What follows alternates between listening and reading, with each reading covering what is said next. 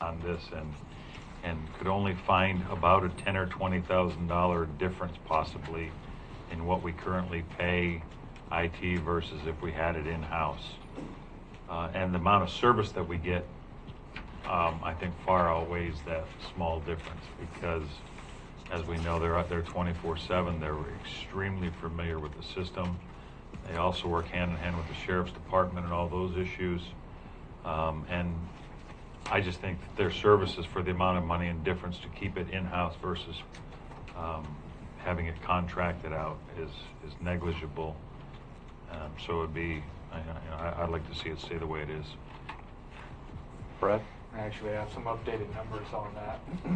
We pay per the contract roughly $164,000 for IT services right now. If we go back to 2016, when the last time that the IT department was in-house, the director then was paid $98,000, the assistant $76,000 for a total of $175,000. That's 6 years ago. Well, we're saving money. It looks like we're saving money, and we have a four-person team available to the sheriff's office 24/7. Point taken. Gooseberry Electric. Mr. Boyce?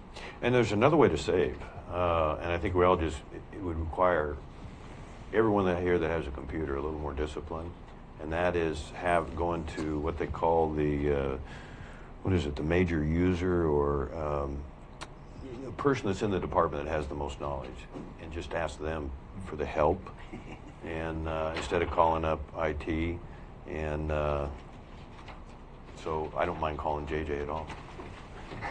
Call JJ. That saves some money. Brad and I have a door that shares. We have share in and if I have the door open, he knows he's supposed to come and look at my computer. That's my IT guy. Wait a minute, you're the Coos Curry guy. I thought we're supposed to come to you. Yeah. But just there again, just on the board. No, IT, I feel the same way. I get Brad to help me, and then if he can't, then Phil is Johnny on the spot. But Last resort. yeah, I mean, I think everybody here in this room knows more about it than I do, so. Well, So it's maybe just except a- Wayne. I'm technically challenged. Likewise. So if we remind our departments, I shouldn't say last resort, but if we call IT after we've really exhausted the other avenues, they're explaining to us that we would be able to save some significant dollars there. Director Rickard, if I may, Mr. Chair. Go ahead. Did I hear you just use an amount of 154,000? Are you referring to the last time IT was in-house? Yes. 175,000. Thank you. And what was the other figure you used? 98,000 for the director, 76,000 for the assistant. Through Coos Curry. No, that was in-house. Oh, I'm sorry. That's how you come with 175. Okay. And the other number was 164,000. That's it. Okay. That's what we Currently. currently pay Coos Curry per the contract. Thank you. Okay, next up is the Central County Occupancy Department.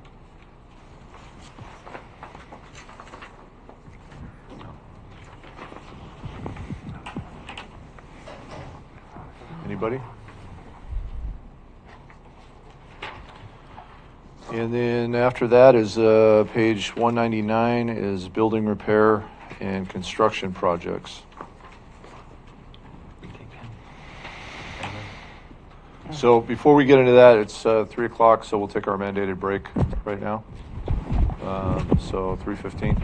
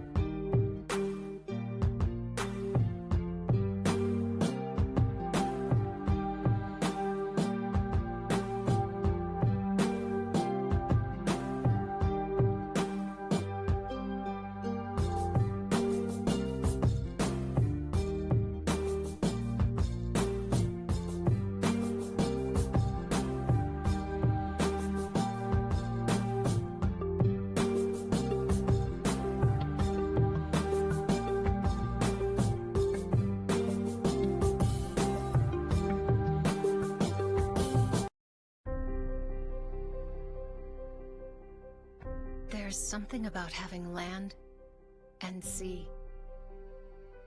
Never having to choose between digging in or looking out. Here, you can go where the spirit or the wind moves you.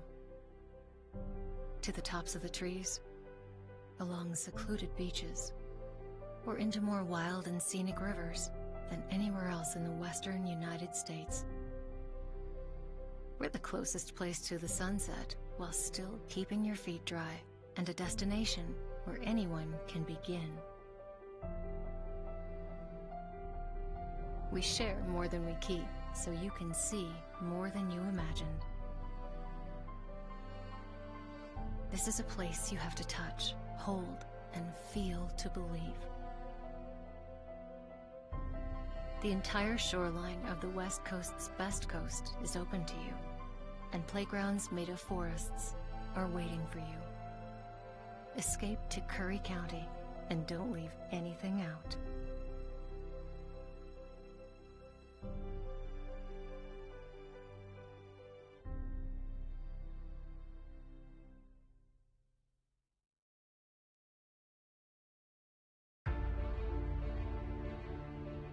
If yours is the next big idea, and you need the right place to fine-tune it, build it, launch it, if you're only your best when you can play more than you work, if inspiration comes from the outside, you belong in Curry County.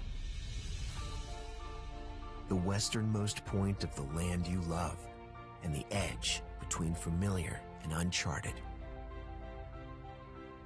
Break the pattern.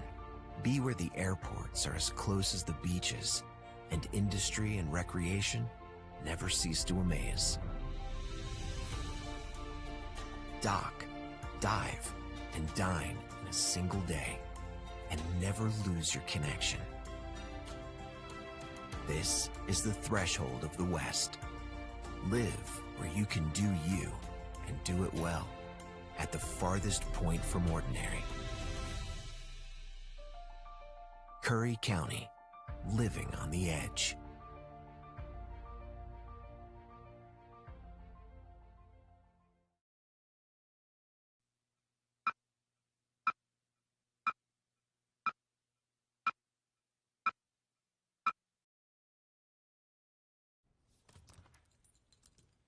There's a shelter pet who wants to meet you.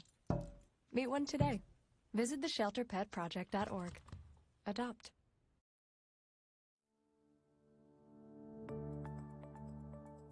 Wildfire, as everyone knows, has emerged as one of the big major issues affecting Oregon and, for that matter, all western states. A real actionable response that's including how do we fight fire, actively managing our forests so that we don't have the fuels out there, and how are we going to protect communities from smoke exposures. The council is really set up to have a comprehensive strategy that's based on action and based on protecting our communities.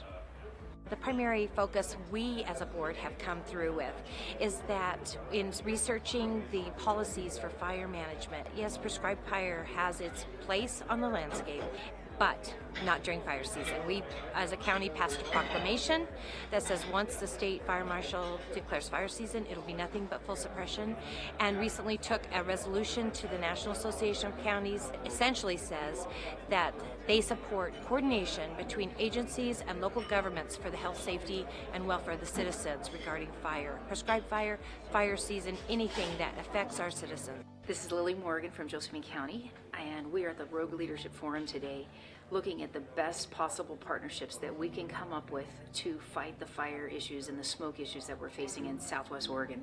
So looking forward to coming up with solutions and the partnerships to get the job done so we don't face what we have the last few years with catastrophic fires and smoke that invades our communities for months to come. So this is a good opportunity and we hope to be successful in the outcome. Seeing so many people come together has really been exciting for me because there's a lot of expertise, there's a lot of resources, and as we attempt to do a shared stewardship approach to keeping people safe, it's really important that we get together. So my name is Merv George Jr. and I'm the Forest Supervisor for the Rogue River Siskiyou National Forest. The first things is making sure to get fires out if they're threatening life and property. The second thing that I'm going to focus in on is when it's safe to do so, to put some fire on the landscape when it's cooler and not during fire season, to reduce these same fuels that are giving us so much fits during the fire season. Bob Horton, I'm the fire chief of Jackson County Fire District 3 in Southern Oregon. The challenges that are facing us in terms of the mega fires and the wildfires that we've been experiencing out in this valley, particularly in the last couple of years, but across the state and across the region, incredibly concerning to us in the fire community, those in our communities in general, our constituents and our patrons are extremely concerned, as they ought to be. And really the takeaway from the work that's being done now is this is an extraordinary collaboration of dozens on dozens of interested stakeholder groups who are coming together with a common purpose. It's really an inspiring showing of humanity to not only be able to provide for a greater quality of life for our people, but to be strong stewards of our land, so that our future for us and generations to come is incredibly bright. Very pressing issue. It's bearing down on us. Fire season is approaching, and I am really interested in preventing my home and other homes in my community from being impacted by wildfire, specifically from being burnt down. That's my main reason for being involved. Quite a collaboration of folks. We're here looking for practical solutions to help us unravel some of the issues surrounding wildfires today here in the state of Oregon. And my focus really is on planning for large wildfire events in advance of their occurrence. That way, when they do occur, we can respond more appropriately to those situations. Well, I just think it's grand if all of the people all over the state have come together today to be concerned about water. It just warms my heart, because I know that they really will leave here today feeling more impressed about the water, because I have told them that we're all born in water. We cannot live without it. It's our job to take care of it, stop the garbage in the rivers and streams and oceans, because there's life in that water, and it's our job to keep it clean for them. Because we cannot live on this planet without the animal kingdom. I was in Ohio at the Ohio River with Dr. Emoto, the Japanese scientist who had proven water could heal. He and I stood on the riverbank and blessed the Ohio River that they had us come to do. And I prayed that God has still kept the river good for them over there. We were taught when we were little that prayer works. You too will remember your prayers, because they work. It has nothing to do with religion or church.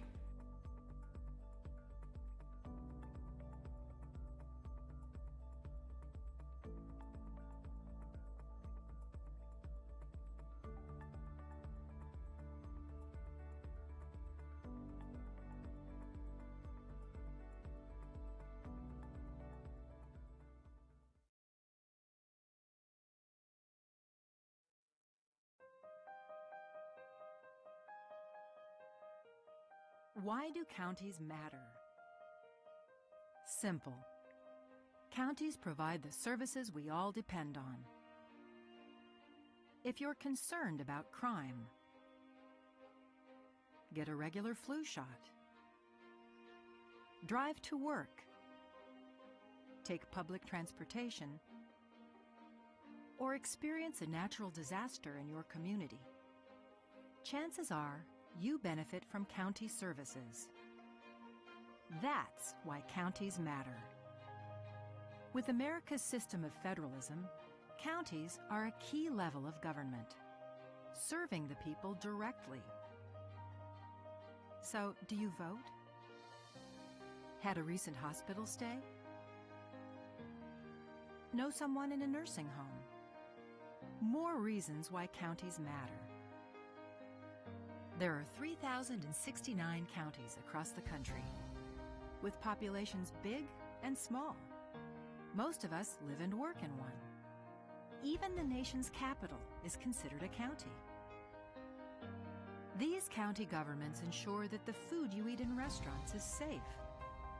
They care for the mentally ill, run court systems, build local economies, and operate 911 emergency systems. They manage parks and recreation facilities. And the list goes on. Thing is, counties serve the American people in so many ways, keeping our communities healthy, vibrant, safe, and fiscally sound. That's why counties matter.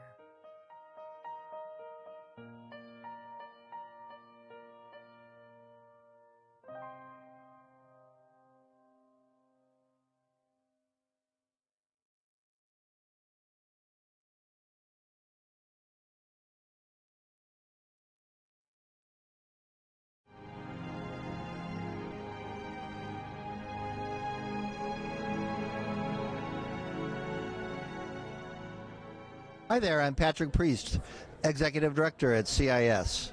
And I really enjoy coming every year to this conference because CIS, we are all about counties. We are owned by counties. We were formed by the AOC. This is a great occasion for us to meet everybody in one place and learn what's important to the counties all across Oregon. It's the networking. I mean, we learn a lot about the different issues that counties deal with, but it's networking with other commissioners, getting ideas on how they handle situations that is the most helpful for me. I love my job. It actually matters to me on a daily basis. I used to do a lot of charity, and, you know, in commissioning in Deschutes County, you can make a serious difference. Lots of things have happened since I've been in office, and I feel like it's important to represent the people. I grew up in Eastern Oregon, and I love the residents of Eastern Oregon. The architect of our first house actually had Doris Day as a dear friend and a client, and he would bring Doris Day up the mountains in Malibu to our house as it was being built. This is my 4th conference at AOC.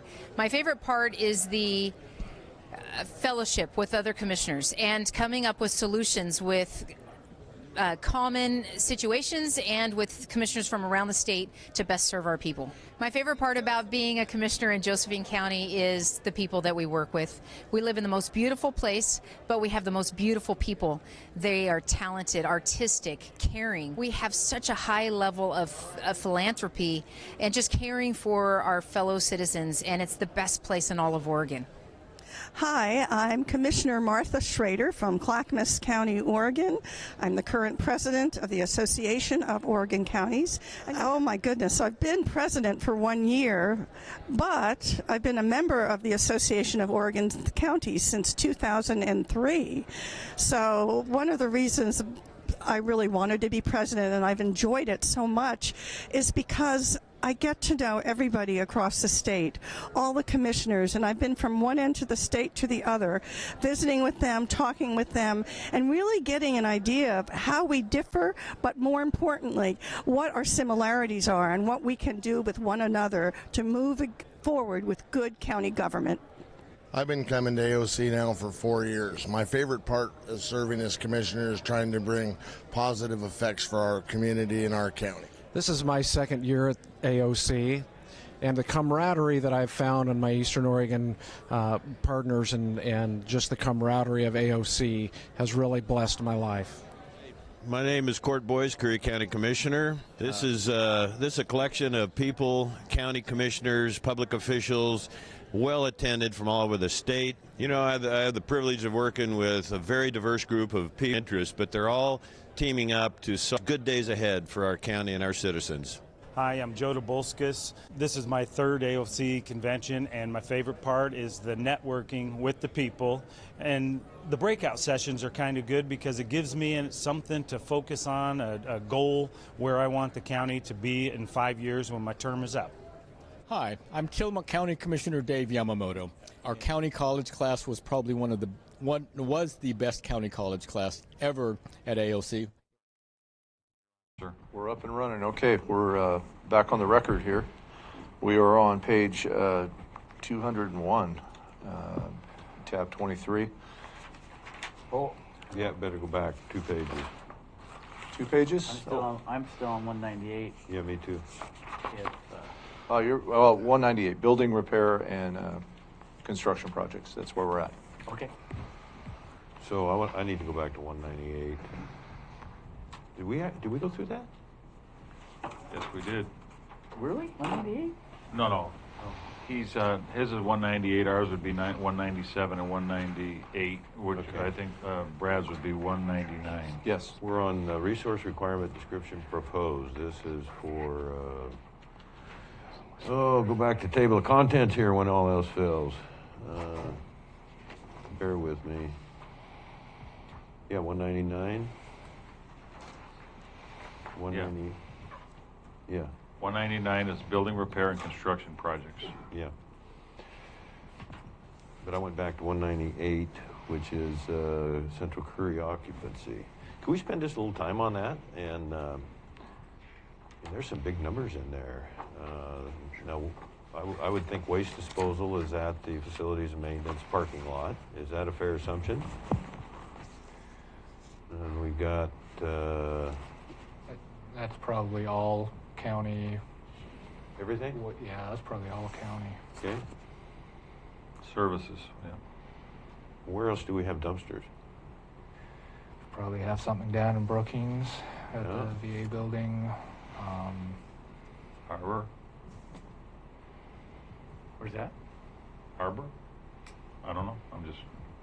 Yeah, could just be the two places. I don't know. Repairs and maintenance building line item number 7. Isn't this a lot of this an understandable wish list with some of some of the projects that we've got before us that we're just like I don't know about a wish list, but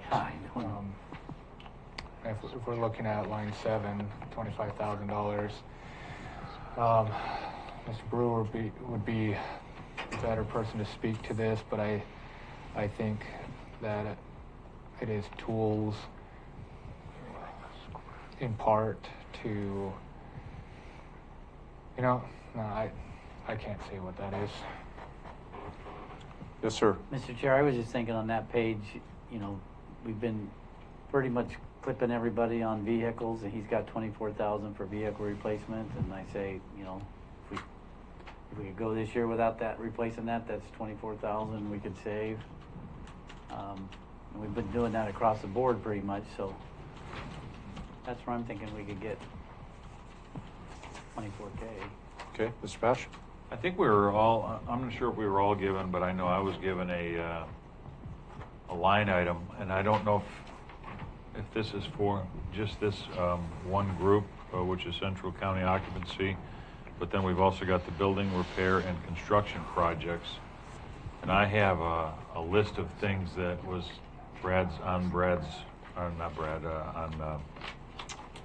Chet's list of things that he thought were imperative to be fixed. And I don't know if did you guys all get this? Yeah, it's good information. Yes.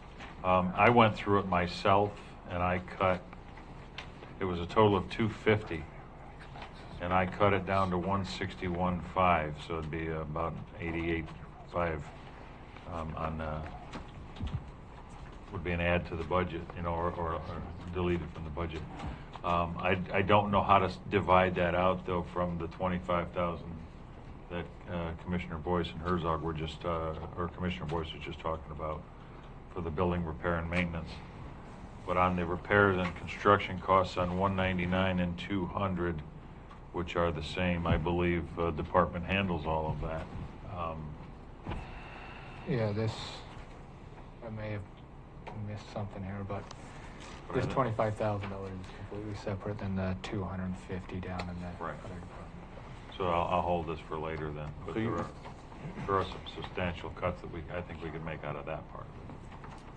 Mr. Boyce. So you're on page 200 then, on line item number 3. No, we were still talking about the first one. I'm looking at line item 3, again, of page 200, and it's 250,000. I thought that's what I heard you reference. That's the one I referenced for this, but then I stated that that's a different, different thing, and we were going to finish up with Central County Occupancy. Mr. Herzog mentioned a vehicle in that one for whatever that amount was, 25,000, and we'll conclude with that before we move on to Mr. Pash's recommendations. I'm fine with that. Okay, so add to that line item number 3. I'm looking at the 3 previous years. They're all around 16 or 17, and we jumped to 22. Are we expecting that big a water and sewer raise? I mean, we could maybe save 5,000 there. Well, no, yeah, maybe 4. I'll just offer that to the board. Travel, meals, and lodging. I'm not sure what that's for. Other than I think the department manager there goes back and forth to Brookings every day, and that's with a county vehicle. Is that mandatory? Where are we on that? Comments, Brad? So as far as utilities, water, sewer, all that goes, those are all based off of what we have used so far this year. So yeah, you see an increase from 17,000 to 22,000, but I don't know if rates went up, usage went up, whatever it is. The 22,000 is based off of current usage. Current usage for 5 months, and a prediction that it's going to be, 4,000 or 5,000 more for 2021. Okay. I can't see that being legitimate. That's about a 20% increase in 1 year, especially when you compare it to the other 3 years. And I'll give those just for the public: 16,346, 16,693, and then last year was 17,140. So I'm just looking, guys. I'm just looking. Travel, meals, and lodging, I would put that in half. I'm just not sure. And then I brought up, do we need to provide a vehicle to go back and forth to Brookings? I guess is what I'm asking. Maybe we do. Assigned vehicles. I'm looking at non-cap. I guess that's furniture and equipment, 5,000. I mean, I guess where I'm at, gentlemen, is we're looking at that road fund reserves. We're at 300,000, so we're not even below the 2 million mark yet, are we? No. We're at over 600,000 now. That was with 2 deputies, and so I acknowledge that's good.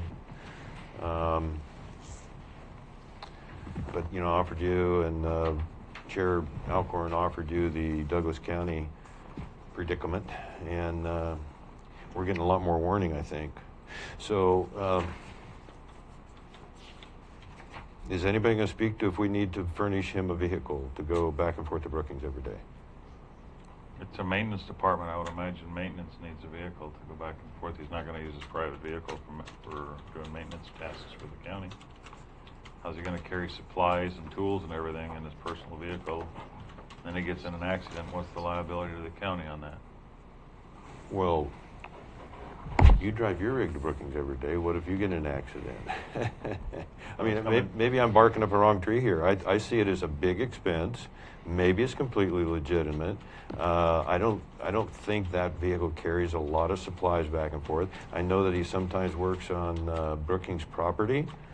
And there was a time when the commissioners didn't have a lot of vehicles. We didn't have. We just turned in our mileage, or they turned in their mileage. Excuse me. And so, if that's not something the group wants to take a look at, that's fine. That's fine. Because I'm sure not hearing any discussion on it. That's really. And then we were looking at electricity, 82,000. Not much we can do about that. Yeah. So, and not just to pinpoint facilities maintenance, but I guess I don't see any cuts that we're making really that are. Mr. Herzog brought up a good point about the vehicle. That was the only thing that I saw. Just take out that vehicle. Right. I'd ask Brad, Director of Operations. I know Chet lives in Brookings, but you weren't here when they hired him. I don't know who was. I mean, does he do some work in does he stop by veterans offices or? Yeah, I know he's down there at times. I mean, you're right. I wasn't here. I don't know the whole arrangement, why he's doing that. I know he's essentially on call 24/7. Okay. For those occasions that things come up where he has to come up here outside of normal business hours. Maybe that's a reason. He may have a better explanation than I do. Well, Tad also lives in Brookings, and he's on call. He brings his personal rig every day. Well, I believe if there's an issue in the middle of the night, it's Tad, department head, or I'm sorry, not Tad, but the department head, Chet, who will be having to take care of that. Okay, so the 2 years that Mr. Brewer's worked here, somebody tell me if he's ever been called out in the middle of the night, and I will absolutely. No, I still would justify. We don't. The police are the only one that take, and code enforcement are the only one that take vehicles home. I think Roadmaster Christensen does, and I'm, not to have a double standard, but I'm okay with that. Certainly. So I've said enough on that. Thank you, Mr. Chair. I'm not getting any supporting concern. So I make a motion that we accept the Central County Occupancy Debt Department, as Mr. Herzog said, we'll remove the $24,000 vehicle from that. Is there a second? Second. Call the question, JJ. All those in favor signify by saying aye. Aye. Aye. Those opposed say nay. No. Motion carried 5-1. Who said no? I'm sorry. Thank you, Commissioner. Thank you. And just so you know, it's not enough in that budget. It's that's just my view. Thank you. Okay, moving forward now. Yeah, Mr. Brewer behind you now, if you want to. We took the vote. Okay. Yep.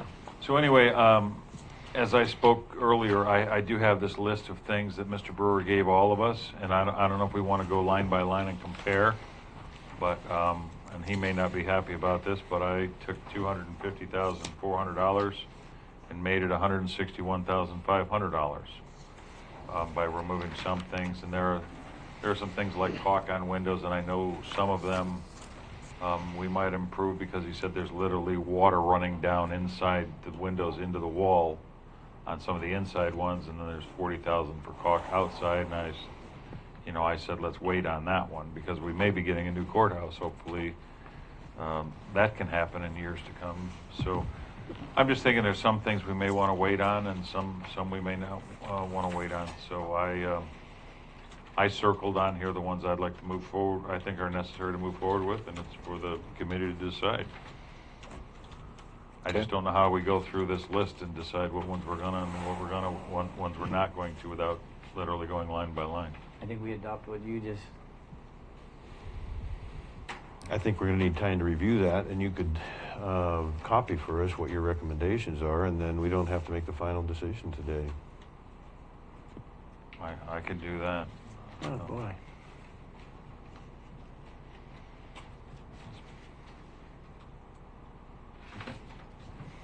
That would be helpful. I'll copy this and get it to everyone, sure. He very nicely had everything prioritized on given years. And so you're just reviewing the highest priority ones and making your recommendation from that top priority list. Correct. Okay, that'd be helpful to know. Well, we can do that. Yeah. We can do that. You can make a copy and get it to everybody. That obviously we're not going to get the budget done today. Then it's not going to happen. If we have to come back and review. Unless we just adopted that. Unless we did. Then let's have him, Mr. Chair, can I recommend that we have him go ahead and read each one? I'll just read off real quickly. Let's do that. Is that all right? Good. See, on the right column, you'll see Chet even says hold on some of these, so I'm not even going to read them off. The ones I would recommend that we do is LED conversions is $5,000. That's going to save on the electric bill a lot. Courthouse paint, repaint common areas. We have paint literally blistering off the walls. I said hold on that one. I'm sorry. Courthouse, reroute the roof drains because water's running into the building, 4,000. Reseal front entrance of the steps, 1,000. Courthouse jail, strip and repaint all the handrails, 1,000. Courthouse civil office, add service window for safety and security reasons for that person, $1,000. Courthouse, deep clean all the common areas and restrooms. That is a #1 priority, he says, $3,500. Courthouse PRV station and courthouse needs a total replacement. The water's literally running down, and that's the covered access where they bring all the juvenile and stuff like that in. All the rest on this page, I said to hold on.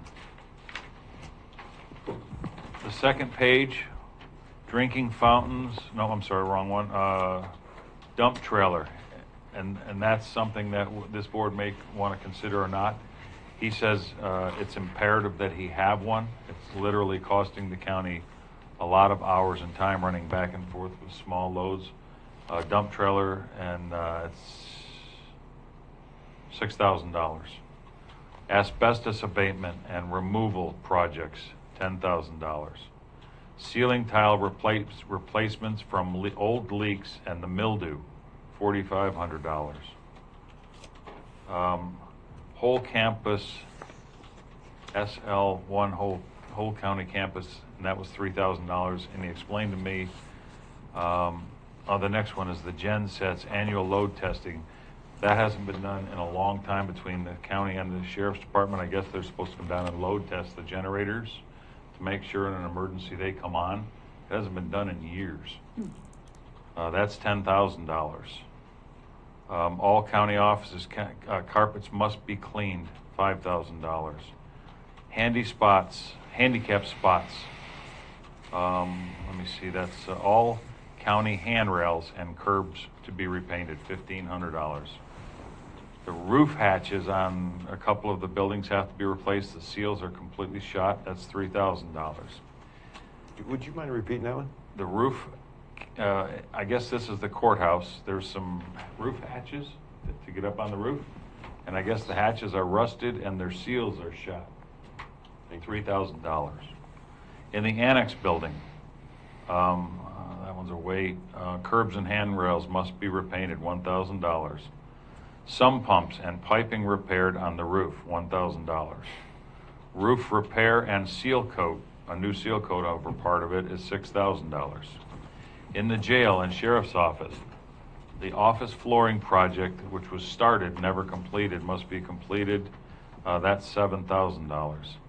Major and minor plumbing projects in the jail, $10,000. New backup water heater needed for the jail, and I think that's a law, $8,000.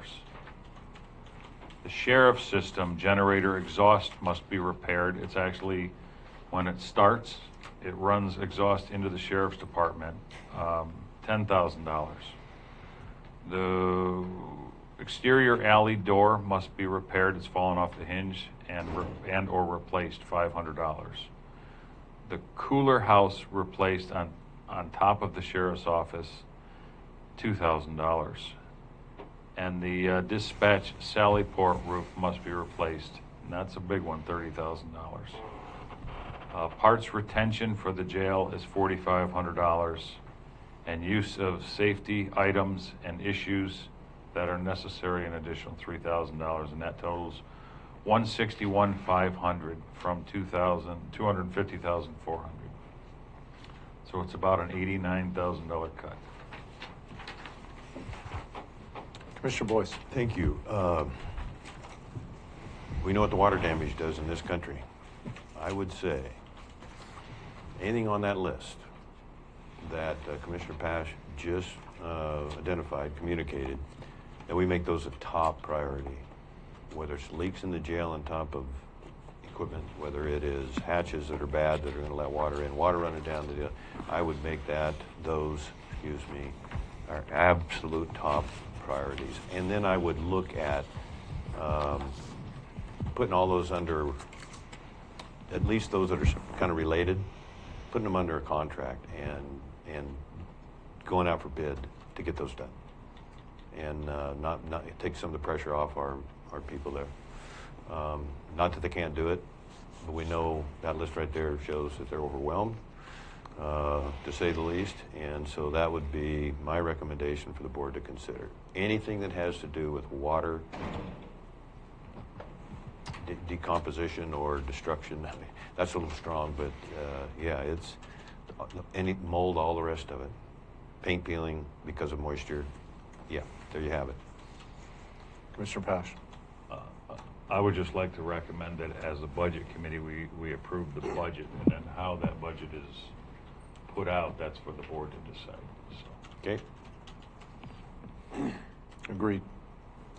Mr. Herzog. I move that we adopt that. What would you call that? Maintenance priority expense, list? yes. Is there a second? I'll second. Call the question, JJ. All those in favor signify by saying aye. Aye. Aye. Aye. Those opposed say nay. Motion carried unanimously.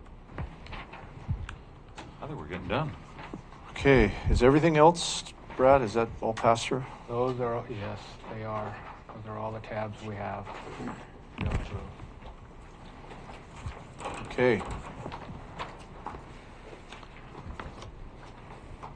Further discussion, guys. Wait for Brad to push that button and it says we got a balanced budget. Wouldn't that be nice? Well, and they don't. So I can't get all the payroll stuff in, which is a big part of it, and so I have part of it here, and the rest of it written down. So pushing that button. Sorry. I'm going to say it's roughly about $725,000.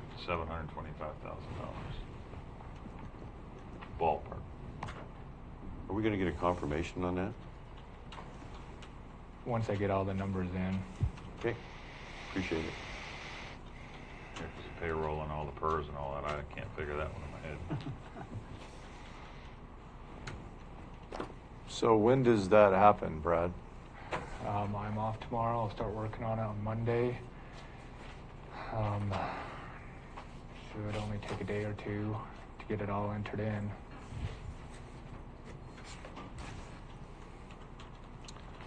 Mr. So I'd just like to thank you three for the time that you put in on this, and appreciate it very much. And yeah, it's not easy. But it's a dirty job, but somebody's got to do it. So there you go. Yeah. I guess we're going to have another meeting. That's what it sounds like. I wonder, can we approve it to go to budget hearing with the changes that were made? And does that work? I can always make the changes. Try to email this out. Yeah, I can email it out in at least a PDF. Well, as long as it's not too big. So I guess the question would be, would we as a budget committee agree to approve the budget based on the recommendations and motions that were conducted today to move forward and approve the budget with the cuts that we made today based on the motions? Is that my understanding? And we wouldn't need to reconvene, I don't think, based on that. Okay.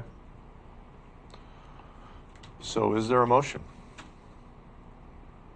I'll make a motion that we approve the budget as per the discussions and votes here today. And with Mr. Director of Operations Rickert providing all of us a copy of the final proposed budget, and there are no objections. Could I ask you to add to that so we know what his figures basically dial in on the amount of change before and after where we are? I want to know if it's 700,000, 6. Well, you'll have that because you have the proposed budget now, and then he's going to give us the new numbers, which will be the new proposed budget. But I want the one number that says, and I'm sure he's already there, instead of 2.5 million or 2.56, whatever it was, it'll be, we'll have yeah, thank you. Yeah, I'll provide those numbers because what you have here changed from the last time we met with all those changes. Okay.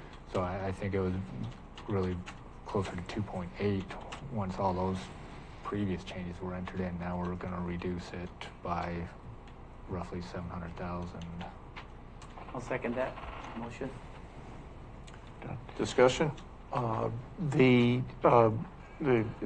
certainly understand the motion.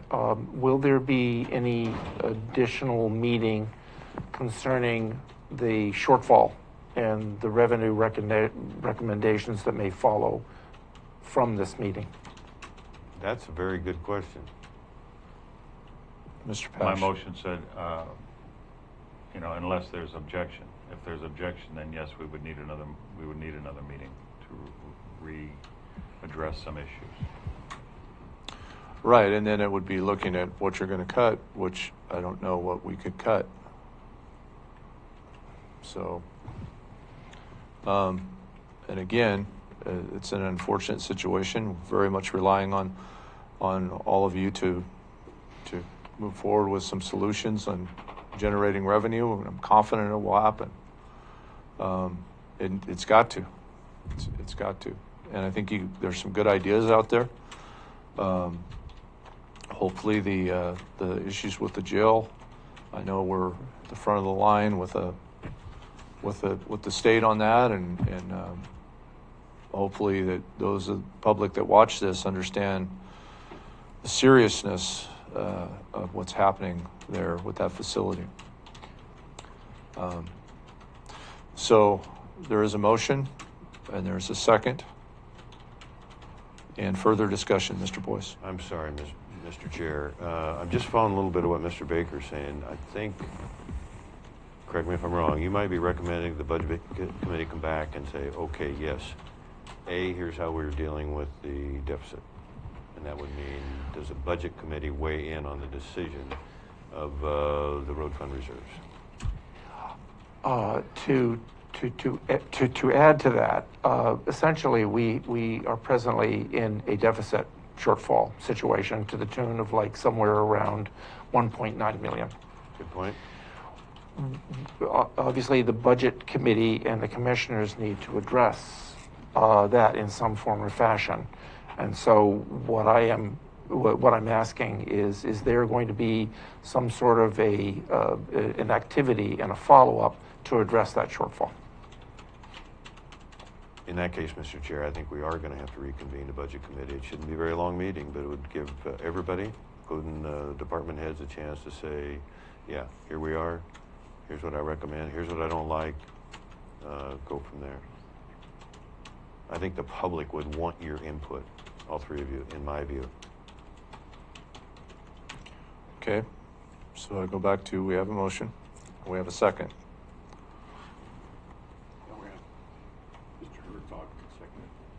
Yep, so we'll have a vote now. All those in favor signify by saying aye. Aye. Those opposed say nay. No. Who said no? I'm sorry. Thank you, Commissioner Boyce. I'm sorry. No worries, no worries. Motion carried 5-1. All right. Okay, that will conclude the Budget Commission meeting. Thank you. Great job, guys.